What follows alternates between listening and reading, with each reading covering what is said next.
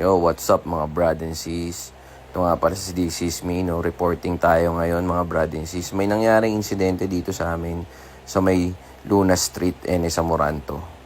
Nakita nyo naman siguro yung dalawang dumaan na motor.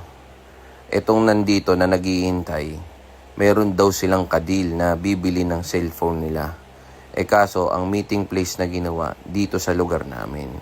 Pero itong mga to ay malayong malayo dito sa lugar na to. Kaya pagkakita namin, inoobserbahan lang namin dyan. Dahil nakatambay sila dyan sa mismo tapat ng bahay namin. Biglang bumalik yung nakadalawang motor. No? Pagbalik sa kanila, nangyari nang hindi inaasahan. Tumalon ng isa, biglang sabay tutok ayon doon sa rider. Tinutukan daw sila, tapos kinuha ang bag, mabilis lang ito, tapos tinulak siya dyan eh. Tingnan yung mga brad and sis, tinulak na siya kasi ayaw niyang umalis sa motor niya kasi kinukuha pati motor. Tinulak siya. Ang tulak sa kanya, pag start tumakbo na yung babae, binidyohan niya. No, binidyohan niya kaso ang masaklap, wala namang plaka ang mga motor na dala. Gusto sanang lumaban ng lalaki kaso nagdalawang isip dahil nga may baril.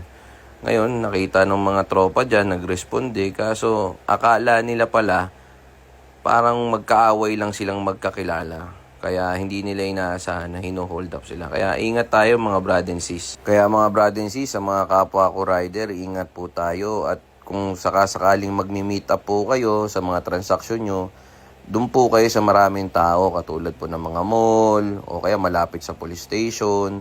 Diyan po kayo makipagkita para iwas na rin po sa mga ganitong nangyayari. Madalas na po nangyayari itong ngayong nakawan na ganito, kaya mag-ingat po tayo lagi mga brad and sis. Awareness na lang din po ito, pangalat na lang po natin dahil ito po mga modus nila at imi-meet up kayo sa mga malayong lugar na hindi kayo pamilyar.